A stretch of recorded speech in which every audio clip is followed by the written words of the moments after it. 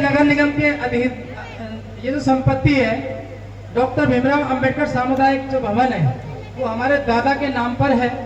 ये हमारे तथागत गौतम बुद्ध की लगभग 23 वर्षों से प्रांगण में प्रतिमा स्थापित है। मुख्य द्वार पे भी डॉक्टर भीमराव अंबेडकर साहब की प्रतिमा स्थापित है।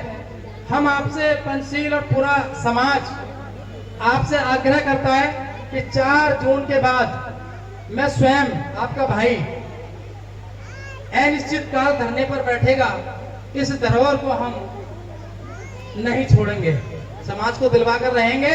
और मैं आप सबसे भी आग्रह करूंगा कि चाहे इसके लिए मुझे डीएम हाउस पर आत्मदाह क्यों ना करना पड़े, मैं उसके लिए तैयार हूं। और ये समय 4 जून को आने वाला है। जिस दिन आचार संहिता खत्म होगी उस दिन विनय बहुत, अगर ये धरोहर कहीं और गई तो मेरे लाश पर होकर जाएगी, अन्यथा मैं इसको जाने नहीं दूंगा। मेरी बात सुनो,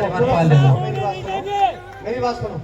देखो विनय, समाज पे कुर्बान होने के समय निकल गए, चले गए। अधिकार मांगने से नहीं मिलते, अधिकार छीनने पड़ते हैं। लेकिन अधिकारों को पाने के लिए अब जान गंवाने की जरूरत नहीं है। मैं तुम्हें ये पूरा विश्वास दिलाता हूँ, मेरी जुबान की कीमत है। अगर अभिषेक ने कुछ कहा तो करके दिखाया, चाहे उसका अंजाम कुछ भी हो। अगर ये धरोहर हमारी है और अगर इस पे हक हमारा है तो किसी का बाप भी हमारी धरोहर को हमसे छीन नहीं सकता। और इस बात को दिमाग में बिल्कुल उतार लेना कि तुम्हारा अगर तुम धरना करना चाह रहे हो तो बिल्कुल करो, लोकतंत्र में तुम्हें अधिकार है। अगर तुम्हारी जमीन को कोई हड़पना चाह रहा है तो तुम्हारी लाश और सारी चीजें बाद में, उसको पहले अभिषेक से होकर गुजरना पड़ेगा। उसके बाद इस धरोहर को तुमसे कोई छीन पाएगा, ध्यान रखना। मैं अगर समाज के बीच कोई जुबान देता हूं, और यहाँ बहुत सारे लोग खड़े हैं, मैं सब लोगों के सामने जुबान दे रहा हूं कि समाज में बहुत प्यार दिया और पूरे देश में, सिर्फ यही नहीं पूरे देश में आपके भाई को चाहने वाले लोग हैं।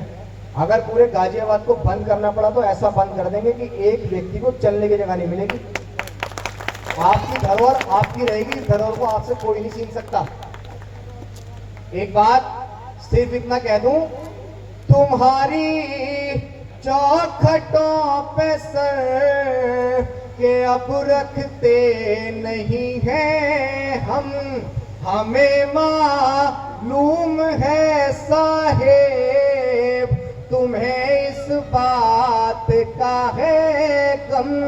और तुम्हारी तोप और बंदूकें हमको क्या डराएंगी, तुम्हारे बाप के भी बाप से डरते नहीं हैं हम, ये तुम्हारे बाप के भी बाप से डरते नहीं हैं हम। हमारे वीरों की गाथा कोरेगांव सुनाता है, हमारे खून के किस्से सहारनपुर दिखाता है। ये बाबा के दीवानों की कहानी है, जरा सुन लो, तुम्हारी आंख से आंखें अभी जाटव मिलाता है।